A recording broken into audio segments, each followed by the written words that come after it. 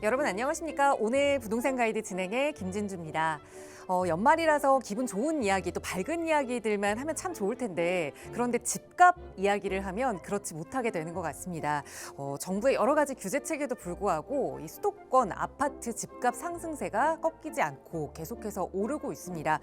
서울 강남권을 중심으로는 최근에 신고가 거래가 계속해서 이루어지고 있고요. 또 그에 반해서 이 수도권과 지방 이 가격의 양극화 현상은 더 심해지고 있습니다. 많은 전문가들이 올해 이 현상은 사실 내년까지 좀 이어질 가능성이 있다라는 전망을 내놓고 있는데요.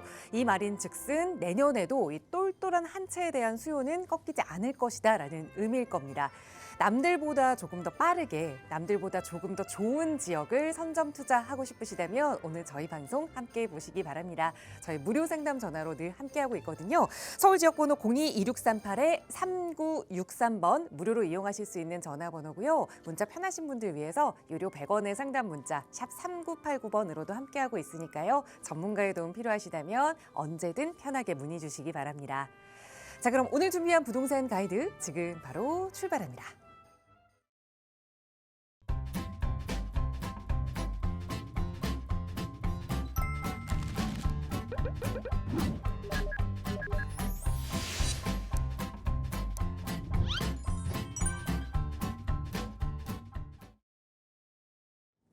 네, 크리스마스를 앞두고 있는 기분 좋은 금요일입니다. 오늘 이 시간 또 여러분께 돈이 되는 다양한 정보 전해주실 부동산 전문가 모셨는데요. 바로 소개해드릴게요. 위버라인의 우아미 이사 나오셨어요. 이사님 어서 오세요. 네, 안녕하세요. 위버라인 우아입니다. 네, 매주 금요일 여러분들 찾아뵙고 있는데요. 네, 이번 주도 정말 반갑습니다. 네, 벌써 12월도 이제 막바지에 이르렀습니다. 25년도 한 해가 정말 어떻게 갔는지 모르게 빨리 간 느낌이 드는데요. 이 부동산 시장에서 보면은 정말 한마디로 얘기해서 화랑기였던 것으로 생각이 됩니다. 우리 25년도 초에 정치적으로 좀 불안한 상황도 있었고 불확실성이 굉장히 높았음에도 불구하고 부동산이 좀 뜨거웠다고 볼 수도 있는데 또 이 여름부터는 더욱더 뜨거워져서 이 상승세가 정말 이 체감으로는 더욱더 크게 느껴지는 그런 시기였던 것 같은데요. 실제로도 수치로 보면은 이 부동산 상승세가 연간 단위로 했을 때 19년 만에 최고치를 기록했다라고 합니다. 우리 25년도 1월부터 우리 11월까지 아파트값 상승세가, 그러니까 서울의 아파트값 상승률이 8.04% 상승을 했는데요. 우리 문재인 정부 시기에 굉장히 뜨거웠던 그런 상승률이 보면 2018년도에 8.03% 그리고 21년도에 8.02%를 기록했는데 그거보다도 이제 이 상승세가 더욱더 많았다고 보여집니다. 또 그거와 더불어서 이 서울 지역 같은 경우에는 이제 양극화가 굉장히 많이 벌어졌는데요. 그래서 뭐 강남을 중심으로 한 그런 지역들이나 아니면 한강 라인으로 해서 더욱더 아파트 가격이 이제는 꿈도 못 꾸는 그런 가격으로 좀 변하고 있어서 조금 아쉬운 마음이 듭니다. 그런 만큼 여러분들 모든 분들이 부동산에 대한 고민들 많으실 것이라고 생각이 드는데요. 또 집이 많으신 분들은 세금 걱정이 있을 것이고 또 집이 하나인데 상급지로 갈아타고 싶으신 분들은 더욱더 갭이 멀어지기 때문에 더욱더 고민이 많아질 것 같고요. 또 내 집 마련하시려는 분들은 또 어떻게 해야지 선점할 수 있는지 그런 부분들 고민이 많으실 것 같은데요. 여러분들 저와 함께 고민 나누고 싶으신 분들은 지금 전화 주시면 감사하겠습니다. 네, 이사님 말씀해 주신 대로 한강 벨트 변을 따라서 아파트 가격을 보면 정말 이 억소리가 납니다.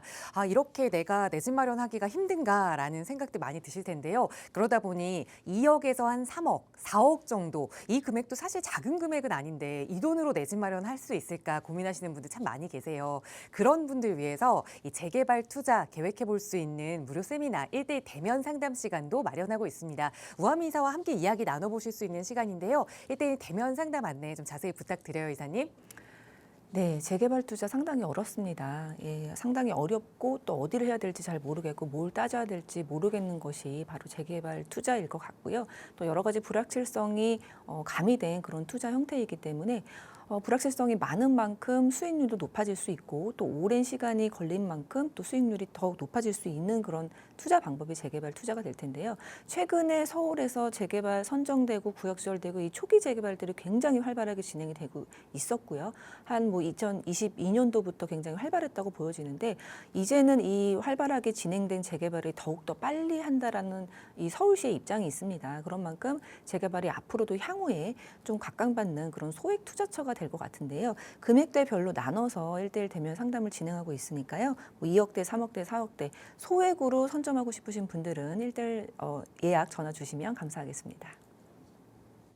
네, 산타 할아버지의 선물 같은 시간이 될 겁니다. 내가 가지고 있는 자금에 맞춰서 그 자금에 맞는 가장 돈을 많이 벌 수 있는 성공적인 투자처 공개해 주실 예정이라고 하니까요. 1대1 대면 상담 원하신다면 역시 나가고 있는 번호 02-2638-3963번 혹은 유료 100원의 상담 문자 샵 3989번으로 문의 주세요. 자세하게 참여 방법 안내 드리겠습니다.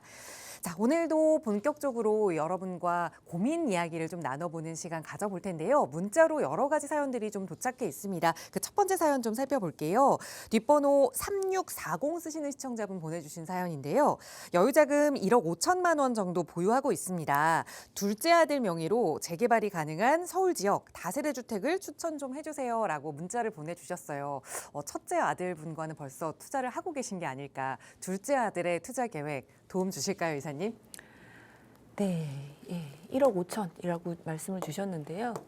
네, 그렇습니다. 1억 5천이 예전에는 이 재개발 투자라든지 아니면 이제 재개발의 가능성이 있는 그런 빌라 투자를 할 때 뭐 그렇게까지 적지는 않은 돈이었는데 지금은 이제 빌라 이 재개발 관련돼서 좀 투자를 한다고 하면은 네, 1억 5천이 참 적은 돈이 되었습니다. 근데 그렇지만 우리가 투자에 맞춰서 투자금에 맞춰서 잘 판단해서 최선의 선택을 하면 좋겠다라는 생각이 듭니다.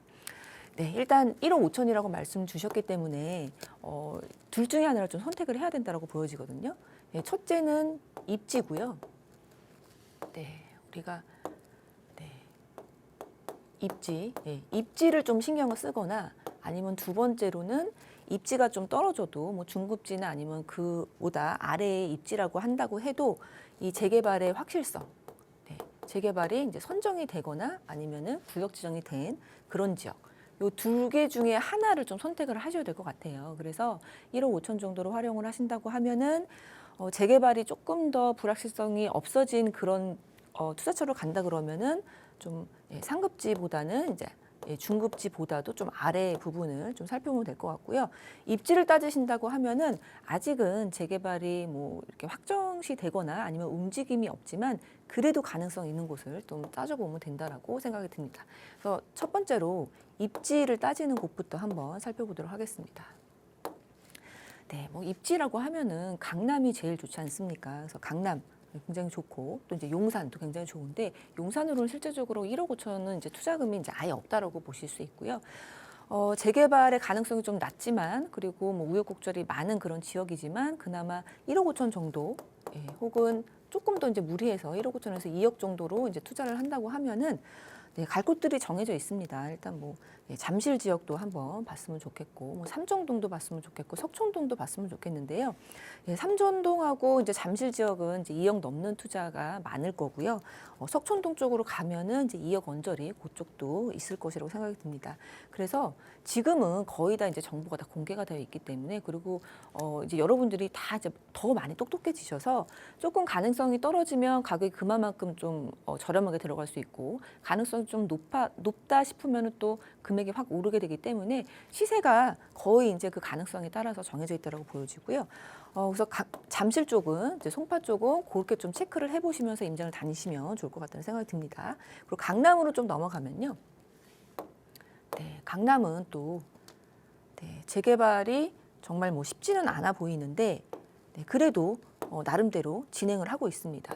강남 쪽은 재개발이 진행이 돼서 정말로 뭐 재개발이 성공을 한다고 하면 그 차익이 정말 어마무시할 것 같습니다. 이제 아파트 가격이 이제 워낙에 비싸기 때문에 그러한데요. 그래서 강남 지역을 좀 살펴보면 요 이제 역삼동 라인에 저층 주거 밀집지들이 이렇게 깔려 있습니다. 그래서 역삼동을 좀 살펴보면은 역삼 2동은 진작부터 이 모아타운이 한 수년 전부터 계속 이제 활발하게 좀 진행이 됐다가 지지부진했다가 진행이 됐다가 뭐 이렇게 계속 이제 굴곡을 그리면서 살짝씩 상승하고 있고요. 역삼 2동 같은 경우에는 1억 5천은 좀 무리가 있을지언정 하여튼 2억 정도는 잘 찾으면 가능하실 걸로 보여지기 때문에 잘 한번 찾아보시고요. 역삼 1동도 한번 보면은 요즘에 역삼 1동 모아타운 뭐 주민 설명회 하고 또 뭐 주민들 동의 걷기 위해서 좀 활발하게 홍보를 하다 보니까 역삼 1동 쪽이 좀 많이 오름세를 보이고 있는데요.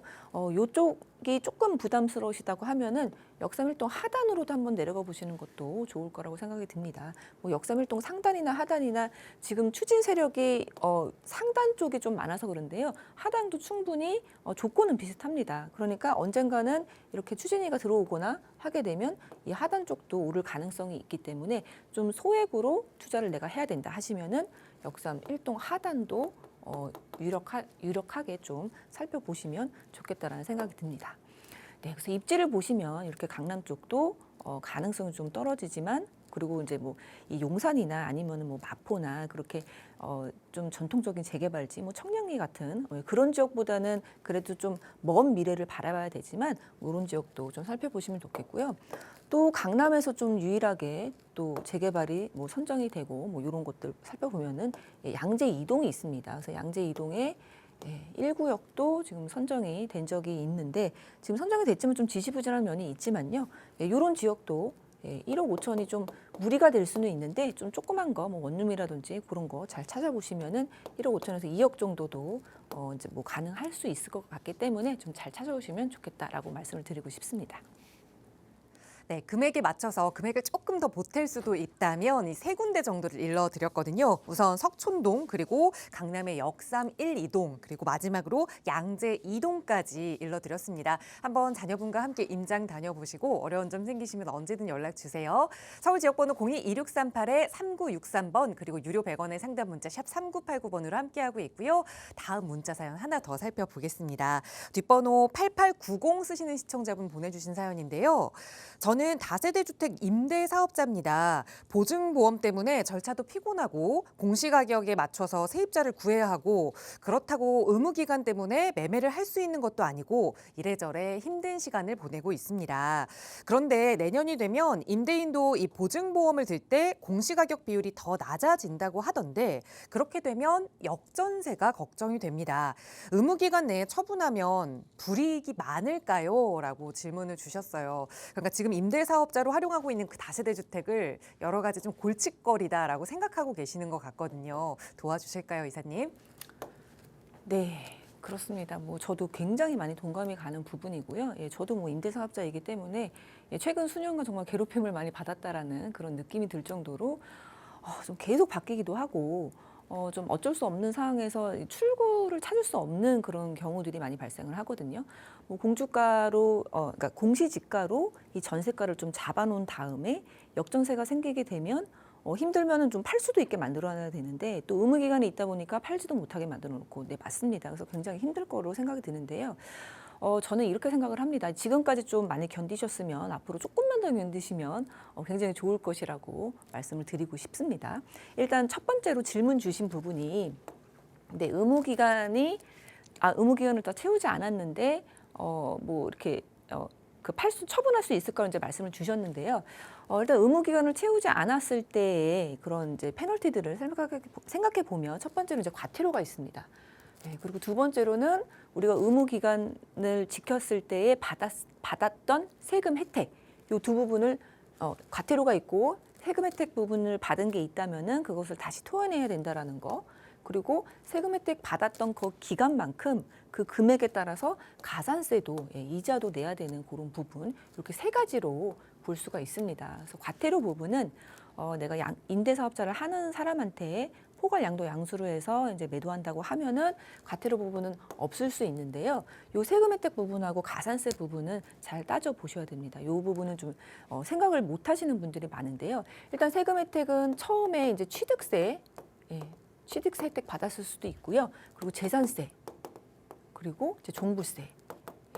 요 부분을 좀 생각해 보셔야 되는데 다 각자 나름대로 다릅니다. 그래서 그거를 잘 따져 보셔야 됩니다. 취득세를 만약에 내가 11% 이 다주택자이기 때문에 12%였던 부분을 85% 감면받는다고 하면은 이 부분 만만치 않거든요. 그래서 이거 꼭 계산해 보시고요. 그리고 이게 몇 천만 원 단위입니다. 뭐 1억이 될 수도 있고 뭐 그렇기 때문에 요거에 대한 가산세를 또 이자 계산하면요. 뭐 5년 됐다, 6년 됐다 그러면 이것도 만만치 않습니다. 그래서 이러한 부분 꼭 체크를 해 보셔야 되고요. 재산세는 뭐 2호 이상부터는 이제 뭐 감면되는 부분들이 있기 때문에 뭐 이 취득세에 비해서는 얼마 안 되겠지만 이것도 한번 생각해 보시고요. 또 중요한 것이 종부세입니다. 뭐 종부세는 다 내는 세금은 아니지만 그래도 종부세를 어느 정도 우리 문재인 정부 때 이제 종부세가 워낙 많이 이제 과세가 되다 보니까 그때 그런 혜택들을 받으셨던 분들은 또 네, 과세가 될 수 있습니다. 그래서 이러한 부분들 좀 체크를 해보셔야 되고요. 이거는 개개인마다 다르기 때문에 계산을 해보셔야 됩니다. 그래서 이렇게 좀 말씀을 드리고 싶고요. 네, 처분을 못하는 거는 아니지만 처분했을 때 이러한 과태료, 세금 다시 이제 토해내는 거 그리고 가산세 부분 생각해 보시고요. 그리고 임대보증보험 말씀을 주셨는데요. 네, 그렇습니다. 이 임대보증보험의 기준을 잡는 것이 공시지가로 좀 잡았던 부분들이 있기 때문에 집값에 대해서 90%를 이 보증보험을 해준다. 뭐 이러한 부분들도 있고 그리고 집값을 또 어떻게 잡느냐도 있는데 집값 잡는 게 전세입자랑 그리고 임대사업자랑 좀 달랐습니다. 그래서 공시지가의 집값을 140%로 잡았던 적도 있고요. 그리고 임대사업자는 지금은 150%로 또 잡는 그런 것도 있습니다. 그래서 과거 임대사업자를 계속 유지했는지 아니면 새로 가입했는지 그에 따라서 다 다르기 때문에 정말 힘드실 거라고 생각이 들고요. 네, 그래서 여기서 또 이제 90%를 해준다라고 얘기가 나왔습니다. 그래서 이게 126% 이런 부분이 있었는데 이게 이제 내년부터는 기존의 임대사업자도 126%를 적용하겠다라고 계속 이제 발표가 났었죠.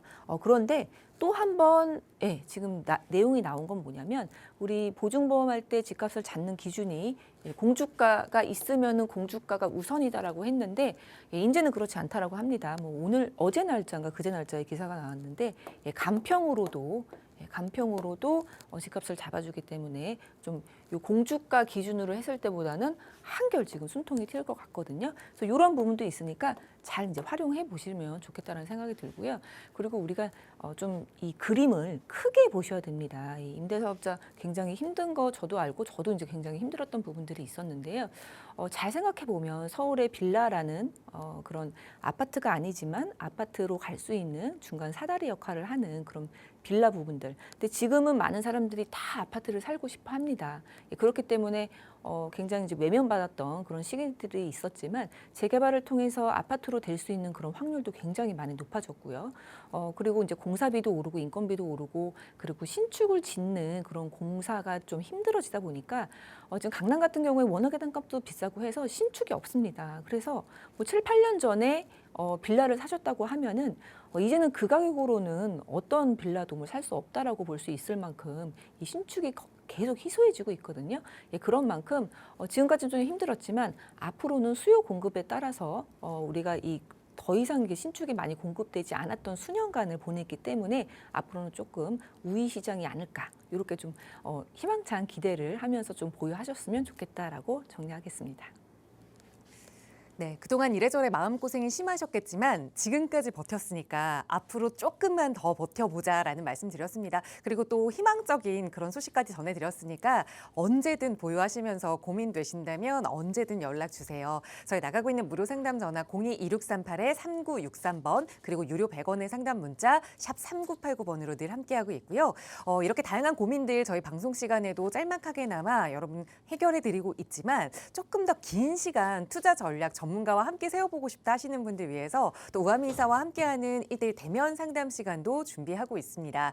특히나 요즘 내가 가지고 있는 이 소액으로 재개발 투자처를 찾고 싶다 하시는 분들께 좋은 기회가 될 것 같은데요. 2억에 맞는 투자처 그리고 3억에 맞는 투자처, 4억에 맞는 투자처 그게 다 조금씩 다릅니다. 과연 어디에서 빠르게 진행되는 재개발에 좀 투자해 볼 수 있을지 우아미사와 함께 고민할 수 있는 시간이니까요. 1대1 대면 상담 오프라인에서 만나보실 수 있는 시간입니다. 필요하시다면 역시 나가고 있는 번호로 문의 주세요. 자세하게 안내 도움 드리도록 하겠습니다. 자, 오늘 이 시간 또 투자해 볼 만한 유망한 지역을 분석하는 시간 가져볼 텐데요. 오늘 이사님과 함께 떠나볼 지역은 용산국제업무지구와 운명을 같이 한다라는 수식어가 따라다니는 곳입니다. 바로 원효로 3가 이야기를 좀 나눠보고자 하는데요. 재개발 사업에 대한 자세한 이야기 이사님 바로 전해주실까요? 네, 오늘은 용문동에 대해서 말씀을 드리고자 지금 용산에 대해서 지금 얘기를 하고 있는데요.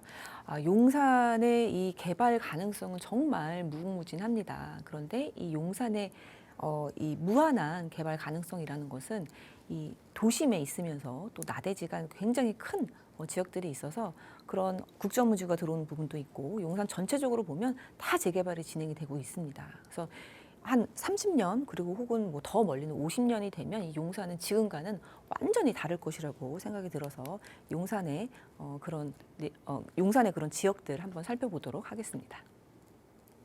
네. 말씀 주신 대로 이 사실 서울의 중심지, 대한민국의 중심지가 될 수 있는 지역일 텐데 그렇다면 왜 그렇게 될지 키포인트를 하나씩 좀 살펴보겠습니다.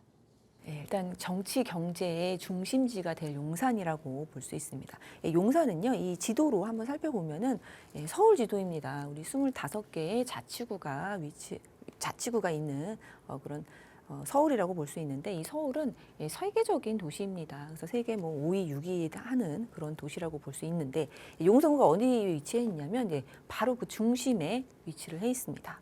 그러면서 한강. 요즘 한강 라인의 인기는 그 어느 때보다도 굉장히 뜨거운 것 같은데요. 이 한강으로 둘러싸여 있는 곳이 용산입니다. 네, 2040 이 서울 도시 플랜에 따르면은 이 3도심 7광역 중심의 그런 이 서울로 따져도 이 용산은 7광역 중심의 하나 7광역 중심 중에 하나라고 볼 수 있는데요. 그 중에서도 가장 으뜸이라고 볼 수 있는 게 3도심의 한 가운데에 위치를 해 있습니다. 그래서 지금은 그래도 낙후돼 있는 모습들이 거의 대부분을 이루고 있지만 앞으로는 정말 입지적으로나 그리고 발전 가능성으로 본다면 굉장한 이제 무한한 가능성을 가지고 있다라고 볼 수 있겠습니다.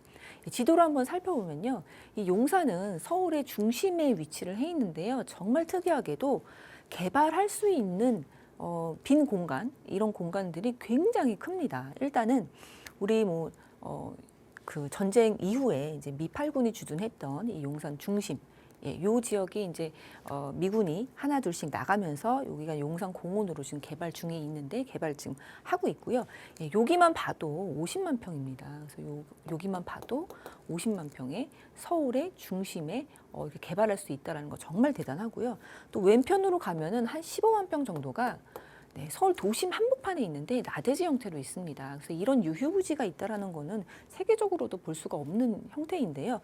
여기에 지금 개발 사업이 굉장히 한창 진행이 되고 있다라고 볼 수 있습니다. 이 국정무지구 같은 경우에는 정말 뭐 십수년간 혹은 뭐 20년 넘게 뭐 우여곡절이 많았습니다. 뭐 된다 안 된다, 뭐 부도도 났다가 또 무산도 됐다가 뭐 한동안 보류 상태였다. 근데 지금은 지난달에 기공식을 통해서 또 보셨겠지만 이제 실제로 진행이 되는 그런 개발 사업지라고 볼 수 있고요. 용산 한가운데 이런 용산 민족공원이 있고요. 오른쪽 위쪽으로는 남산이 있습니다. 그래서 이 지도를 보면 이 서울역에서 용산까지 이어지는 왼편으로 보면요, 서계동, 청파 1구역, 2구역, 3구역 재개발이 다 선정이 됐거나 아니면 구역 지정이 되는 그런 재개발 지구고요. 그리고 밑쪽으로 청파동 3가 여기도 재개발 예정지라고 볼 수 있습니다. 그리고 또 밑쪽으로 원효로 1가 그리고 원효로 2가 원효로 3가, 원효로 3가 다 지금 재개발이 지정이 됐거나 아니면 선정이 됐거나 아니면 뭐 구청에 신청 접수가 들어갔거나 이쪽에 지금 낙후되어 있는 그런 다가구 단독이 밀집 지역이라면 앞으로 향후에는 지금은 초기 단계긴 하지만 다 아파트로 변모할 그런 지역이라고 볼 수 있고요. 이 서울역에서 용산의 오른쪽으로 한번 가보면요, 성암동이 있고 동암동 위치를 해 있고 여기도 마찬가지입니다. 여기 뭐 동호암 1구역, 2구역, 3구역 뭐 선정이 됐거나 재개발을 지금 하고 있고요. 뭐 남산 1구역 그리고 용산 1구역 얼마 전에 선정이 됐습니다. 불과 한 달 전에 선정이 된 곳도 있으면서 남산 2구역, 뭐 용산 3구역 쭉 이쪽으로 올라가게 되고 해방촌이 나오고요.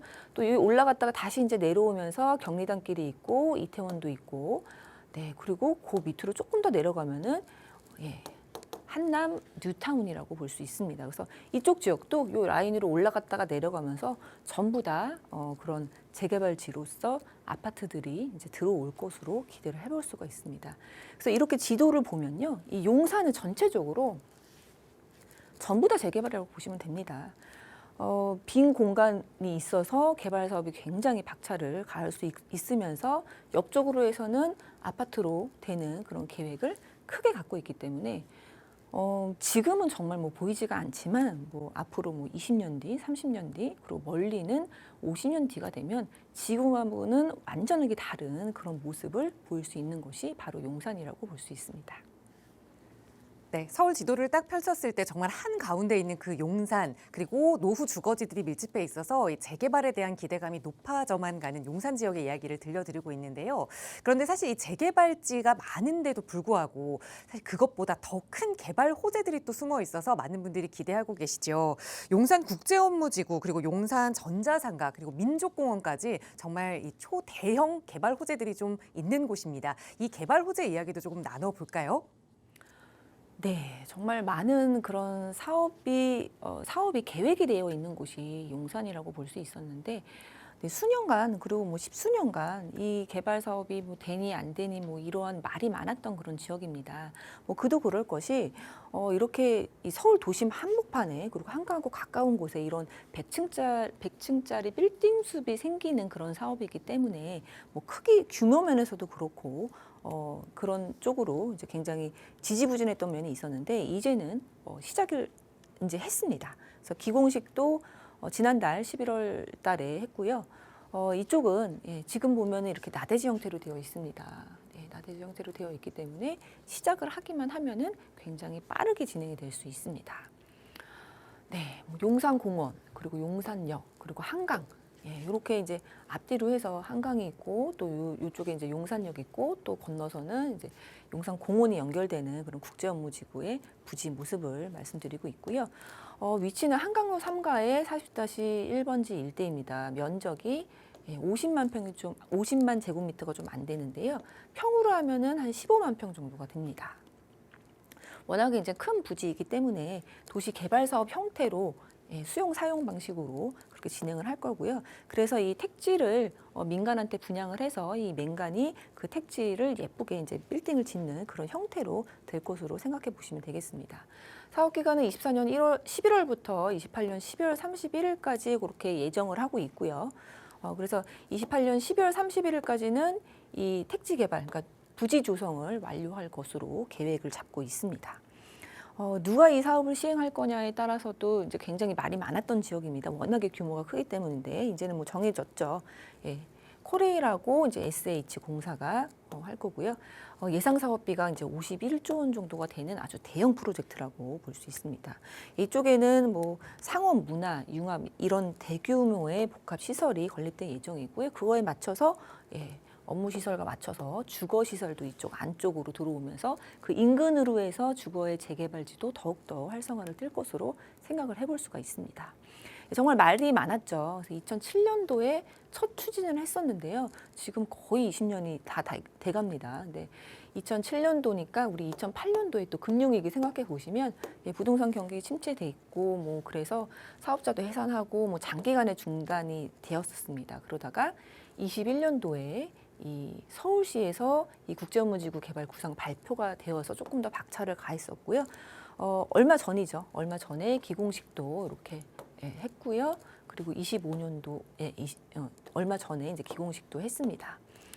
계획하기로는 이제 25년도 말이면은 이제 기반 시설 착공을 좀 목표로 하고 있는데, 근데 이제 벌써 25년 말이 됐는데 뭐 이러한 이제 큰 사업들은 조금은 이제 늘어질 수가 있습니다. 그리고 4개 구역으로 이제 개발을 하는데 순차적으로 민간 분양하는 것으로 계획이 되어 있고요. 목표로는 2030년이면 기업 첫 호가 입주하는 것을 목표로 진행을 하고 있습니다.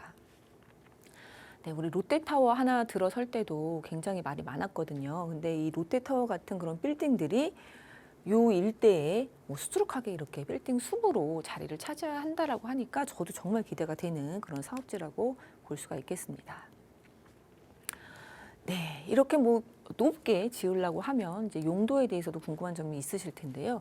용도 지역은 이제 기본적으로 변경을 합니다. 그래서 기존은 3종 일반인데 준주거랑 중신 상업지로 이제 종상향을 통해서 이제 높게 지을 수 있게 그런 식으로 진행이 될 텐데, 여기서 일부 획지 같은 경우에는 화이트 존입니다. 그래서 규제 철폐 지역으로서 도시 혁신 지역입니다. 그래서 1700%까지 허용 예정입니다. 그렇기 때문에 얼마나 높은 그런 지역으로 될지 좀 기대가 된다라고 볼 수 있습니다. 네, 건물 층수는 최대 100층까지 예상을 하고 있고요. 이 블록에 따라서 이 층수가 이제 점점 내려간다고 볼 수 있습니다. 그래서 중심지는 높고 내려갈수록 좀 낮은 그런 모습을 볼 수 있습니다. 저 멀리 이제 롯데타워도 보이고요. 네, 여기 남산타워도 이렇게 보이고 있는데 이러한 모습으로 한강 라인 바로 뒤쪽으로 국제업무지구가 생길 것으로 기대를 해볼 수가 있는 곳입니다. 이 4개 구역으로 일단은 이제 계획을 하고 있고요. 거기에 또 20개의 작은 블록들로 이렇게 쪼개져 있습니다. 그래서 중심부로 해서는 국제 업무, 그 뒤쪽으로는 업무 복합, 업무 지원, 그리고 문화존, 이런 식으로 나눠질 것으로 기대를 해볼 수가 있는데요. 중심부에 한 80층에서 100층 내외의 빌딩들이 들어오는 곳으로 생각을 해볼 수가 있습니다. 근데 이 15만 평에 이러한 높은 빌딩들이 들어오게 되면 사람들도 정말 많아질 거고 교통난도 뭐 어마무시하게 교통량이 이제 많아질 것으로 생각해 볼 수 있기 때문에 그러한 도로라든지 그리고 대중교통 이런 것에도 굉장히 많은 돈을 써서 이제 개발을 한다라는 게 계획이 다 되어 있습니다. 그래서 이 일대에 이러한 복합 용지가 60% 정도가 되고요. 여기를 이제 뭐 서포트할 수 있는 그런 기반 시설 용지가 40%나 됩니다. 그래서 이쪽에 사람들이 많이 모일 거기 때문에 뭐 공원도 만들 것이고 녹지 이런 부분들도 이제 굉장히 잘 이제 형성이 될 것이라고 생각해 볼 수 있습니다. 네, 그리고 이제 건물만 짓는다고 되는 것이 아닙니다. 그래서 건물을 짓고 또 말이 이제 국제 업무 지구이기 때문에 글로벌한 그런 기업들 유치에도 굉장히 에너지를 써야 될 것 같습니다. 그래서 이런 유치 전략들, 네, 굉장히 완화된 전략들, 규제가 아니라 이제 완화된 그리고 인프라도 확대하고 뭐 세제, 행정, 인센티브 이런 부분들 제공하는 것들 이런 것들도 이제 구축이 될 것으로 생각을 해볼 수가 있고요.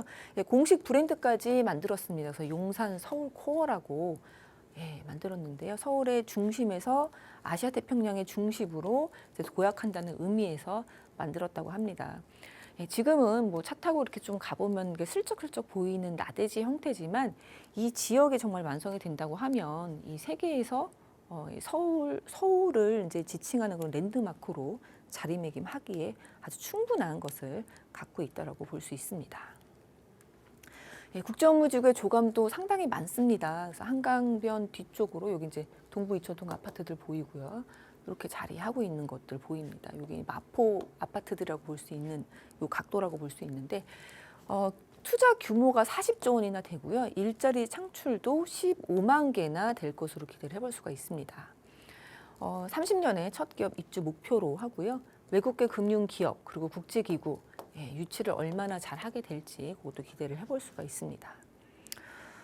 그리고 또 얼마 전에 그러니까 얼마 전 올해인데 6월 달에 여기 도심 항공교통이라고 해서 예전에 보면 이 날아다니는 자동차 그런 것들이 이 국제업무지구 내에서 이렇게 할 수 있는 그런 것도 스마트 교통체제를 구축해서 뭐 미래의 교통 혁신을 이루겠다라는 것도 뭐 그런 포럼도 열린 적이 있었는데요. 이런 빌딩 숲이 생기는 만큼 정말 미래지향적인 그런 기술들이 좀 집약이 될 것으로 생각해 볼 수 있는 곳이라고 생각이 됩니다. 네, 많은 그런 기업들 유치하려고 하면 그 인프라 중에 하나가 이 주택 공급입니다. 그래서 주택 공급도 아주 활발하게 될 것으로 생각을 해볼 수가 있는데 이 국제업무지구 내에서도 주택 공급을 하고요. 그 내에서도 주택 공급을 합니다. 그래서 6,000호 정도 계획을 하고 있습니다. 그래서 계획 인구는 이제 12,000명 정도를 하는데 그 외에 또 국제업무지구 이제 바깥으로 해서 반경 1km 이내에 추가 공급도 계획을 하고 있습니다. 그래서 지금 보면은 뭐 전면 기지창 부지라든지 아니면은 이제 뭐 원효로 4가, 원효로 3가, 원효로 2가 이런 지역들 그리고 용문동 이런 지역들도 재개발이 더욱 더 활기를 띨 것으로 생각을 해볼 수가 있습니다. 네, 그래서 이 국제업무지구라는 거는 정말 옛날부터 말은 많았는데 실제로 존재하지 않는 그런 느낌이었는데요. 이제는 좀 피부로 느껴지는 그런 모습들을 볼 수 있습니다. 네, 이렇게 많은 사람들도 몰리게 되고 빌딩들도 이제 집약이 되면 교통 굉장히 중요합니다. 그래서 교통 인프라도 대대적으로 투자를 한다라는 것입니다. 그래서 지금을 시작으로 해서 앞으로 이 용산구에 들어갈 돈이 어마무시하다라는 거. 그렇기 때문에 미래가 더욱더 밝을 수밖에 없다라고 보셔야 됩니다.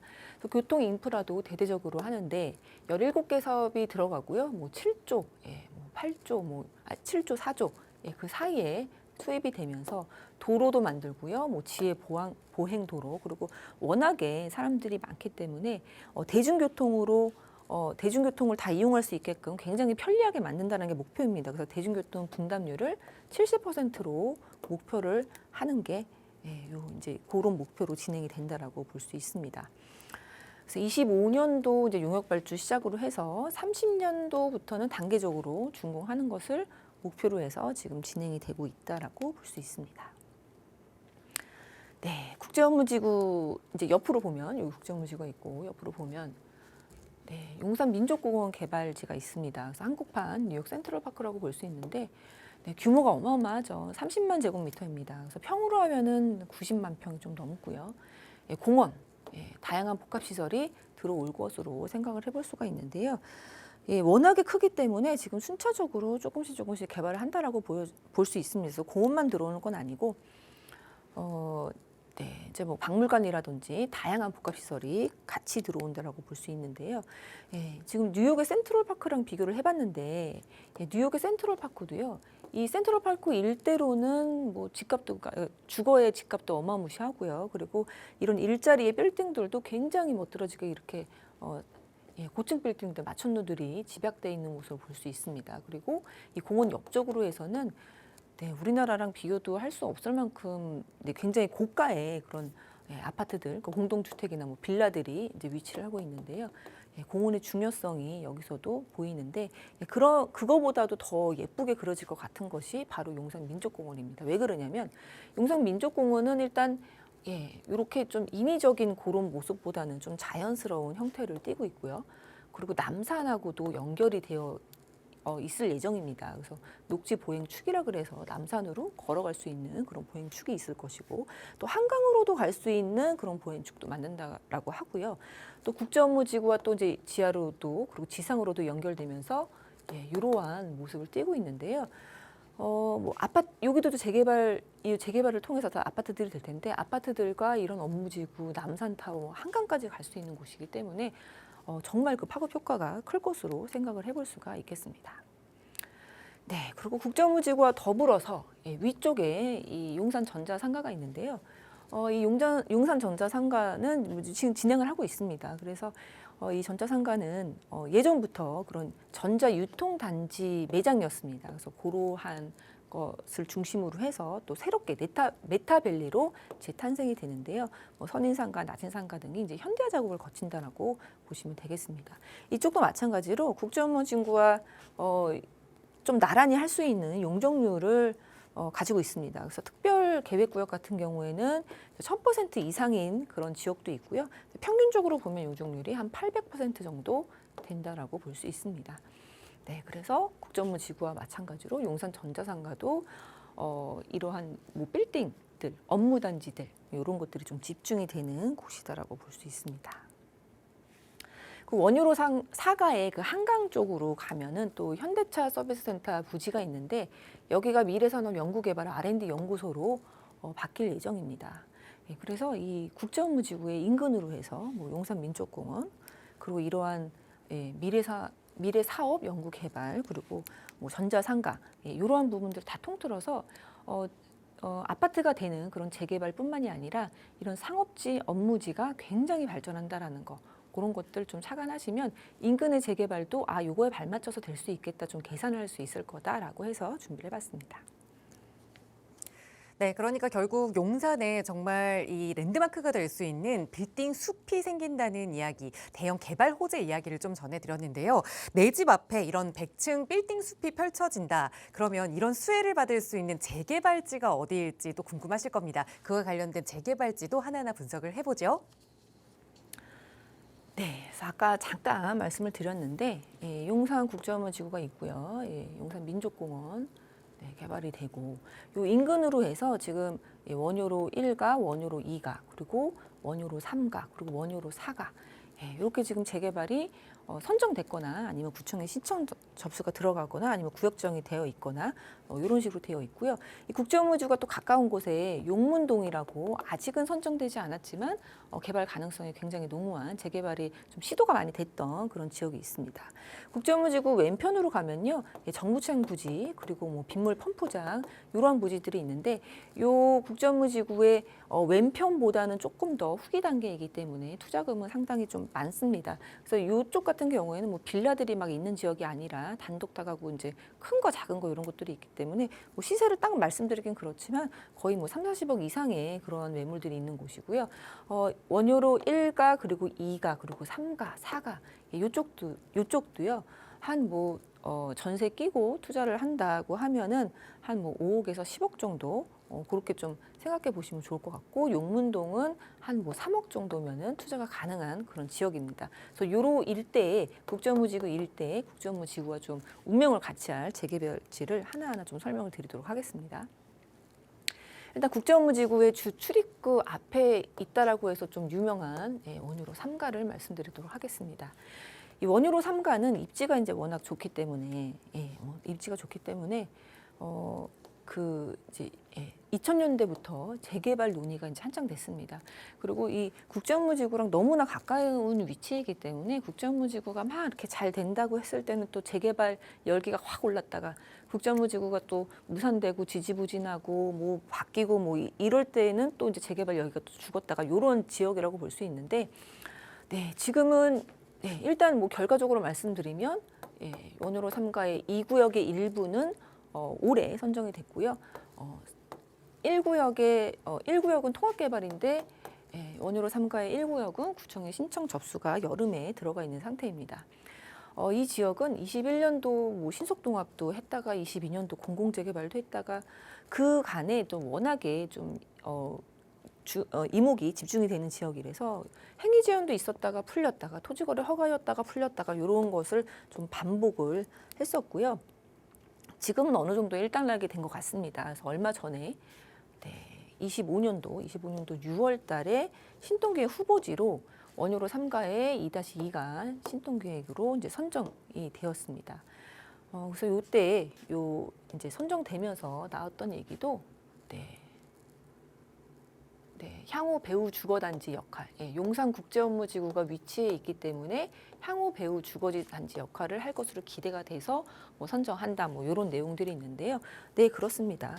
네, 일단 서울에 기본적인 계획이라는 것이 있기 때문에 그거에 맞춰서 뭐 되든 안 되든 이 재개발지들이 굉장히 활기를 뗀다라는 것은 분명한 것 같습니다. 그래서 이 원효로 3가의 2구역은 일단 일부가 선정이 됐습니다. 요 건너편으로가 그 1구역이라고 볼 수 있는데 1구역도 뭐 분리해서 하니 뭐 통합해서 하니 뭐 여러 가지 우여곡절이 있었는데 통합으로 하는 걸로 해서 올해 8월에 용산구청에 신청 접수가 들어갔고요. 그나마 그래도 빌라가 좀 있던 지역인데 요 지역은 이제 이렇게 구청에 신청 접수가 들어가면 또 싹 매물이 걷어들여지거든요. 그래서 매물이 좀 없는 그런 지역입니다. 네, 원효로 4가입니다. 원효로 3가가 여기 이렇게 있고요. 이렇게 밑쪽으로 더 한강 쪽으로가 원효로 4가 모아타운이라고 볼 수 있는데요. 이 지역은 좀 일찍 재개발이 진행이 됐습니다. 그래서 22년도 10월에 모아타운 대성지를 선정이 됐고요. 24년도에 조합 설립 인가가 되었습니다. 이 지역도 좀 우여곡절이 있었던 게 여기 이제 성신고등학교 안에 문화재가 위치해 있습니다. 그래서 고도 제한 같은 것들이 있었기 때문에 뭐 예전에는 뭐 재개발 되게 힘들다 뭐 이런 얘기들이 좀 있었던 곳인데 어쨌든 재개발이 해야 된다고 생각을 하면 어떤 방식으로든 그걸 풀어서 재개발이 진행이 되는 것 같습니다. 그래서 문화재 쪽에 이제 높이 제한 있는 것을 공원이나 뭐 청사로 배치를 해서 좀 보완을 하면서 재개발이 진행이 됐던 곳입니다. 제가 요거를 왜 말씀드리냐면 입지가 재개발을 할 수밖에 없는 지역이라면 어떤 특정한 그러한 장애물 같은 거 이런 것들은 잘 이제 보완을 통해서 좀 진행이 된다라고 생각을 하시고 투자를 하시면 좋을 것 같다라고 말씀드리고 싶습니다. 예, 용산 국제무지구 오른쪽으로 보면요, 용산 정비창 전면 1구역이 있습니다. 네, 지금 조감도도 너무나 예쁜데요. 네, 여기 이제 한강 뷰가 쫙 나오는 곳입니다.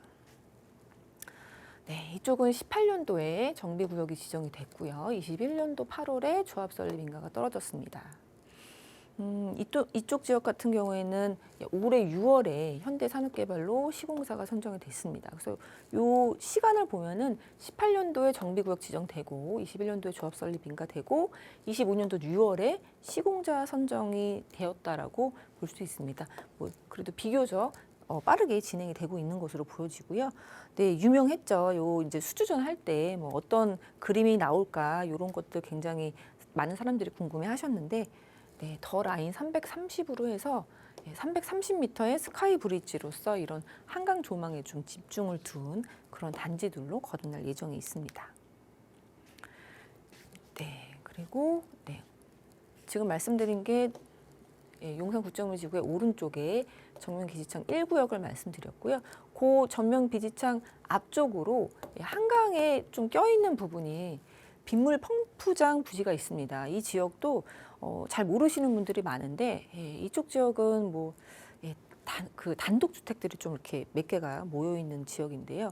얘기들이 계속 많이 나옵니다. 그래서 이 국제업무지구와 좀 운명을 같이 할 그런 지역이라고 보여지는데, 아직은 뭐 그렇다 할 그런 아주 특별한 계획은 없지만 뭐 예전에 정비 예정구역으로 지정됐다가 또 이제 사업 지연되고, 그리고 23년도에 또 서울시에서 뭐 언급이 한번 된 적이 있는데 좀 지지부진한 그런 지역이지만 워낙에 재개발 압력이 높은 곳이어서 건축 행위 제한 토지거래 허가구역으로 지정이 되어 있는 곳입니다.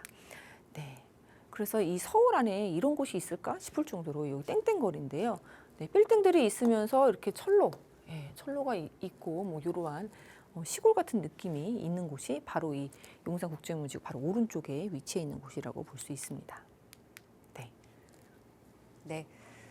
용산 지역의 재개발지 이야기를 좀 전해드렸는데요. 이 다양한 재개발지 중에서 그렇다면 소액으로 좀 접근 가능한, 그리고 용산 내에서 이 평지라는 장점을 가지고 있는 용문동으로 조금 더 자세히 들어가 보려고 합니다. 전해주시죠. 네, 국제업무지구 인근으로 해서는 재개발이 많이 진행이 되고 있습니다. 그래서 남은 곳이 원효로 3가의 1구역과 그리고 용문동이라고 볼 수 있는데요. 그나마 그래도 좀 소액으로 선점할 수 있는 곳이 바로 용문동입니다. 그래서 용문동을 한번 말씀드리려고 하고요. 용문동 같은 경우에는 38-39번지 일대이고요. 63,000제곱미터입니다. 그래서 면적이 꽤 넓고, 그리고 용산 일대에서도 가장 평지 지역이라는 그런 장점을 가지고 있습니다. 그래서 공동주택이 지금 현재는 1,000개가 넘게 되고요. 단독주택이 74개입니다. 네, 어느 정도 뭐 이렇게 지금 공동주택이 많기 때문에 동의하는 거에는 굉장히 장점이 있을 수 있지만 사업성에는 조금 떨어질 수 있다는 단점이 있는 지역입니다. 그래서 이 지역은 예전에 모아타운으로 한번 뭐 추진을 했다가 무산한 적도 있던 지역인데, 지금 도심복합으로 해서 이렇게 좀 저조한 이 사업성을 좀 보완해서 진행하려고 하는 곳이고요. 이미 정해지고 그런 것이 없기 때문에 좀 용산인데도 불구하고 소액으로 3억대로 투자를 할 수 있는 지역이라서 좀 신경 써보시면 좋을 거라고 생각이 듭니다. 용문동 이 재개발지의 장점은요, 뭐 용산의 거의 유일한 평지라는 거, 그리고 지금 신축들이 그나마 어느 정도 있기 때문에 주택 산정 제외가 가능하다라는 거 말씀드리겠습니다. 네, 이렇게 해서 용문동 이야기까지 전해드렸습니다. 저희 방송 시간 통해서도 이렇게 투자해볼 만한 가치 있는 지역 분석 도움 드리고 있지만 조금 더 자세한 투자 전략 세워보고 싶다, 내가 가진 자금에 맞춘 전략 궁금하다 하시는 분들 위해서 또 우아미 이사와 함께하는 1:1 대면 상담 기회도 마련하고 있습니다. 특히나 이번에는 재개발 투자에 관심 많으신 시청자분들 위해서 2억, 3억, 4억에 맞는 그 투자 금액에 따른 재개발지를 추천해 주신다고 하니까요. 나가고 있는 지역에 대해서 궁금한 내용 있으시거나 그 지역 내에서 조금 자세한 투자 전략 세워보고 싶으시다 하신다면 저희 방송 끝난 이후에도 나가고 있는 번호 계속해서 열어둘 겁니다. 서울 지역번호 02-2638-3963번, 그리고 유료 100원의 상담 문자 샵 3989번 열어둘 테니까요. 1:1 대면 상담 문의 주시고 또 궁금한 내용 있으시다면 편하게 연락 주시기 바랍니다. 자, 오늘 저희가 준비한 시간은 여기까지입니다. 아울러 저희 프로그램은 여러분께 보다 다양한 정보 제공하기 위해 마련되고 있습니다. 해당 부동산의 가치나 매물 가격의 상승 하락을 보장하지는 않는다는 점 유의해 주시기 바랍니다. 자, 오늘 오후도 잘 마무리하시고요. 저희는 다음 이 시간에 인사드릴게요. 고맙습니다.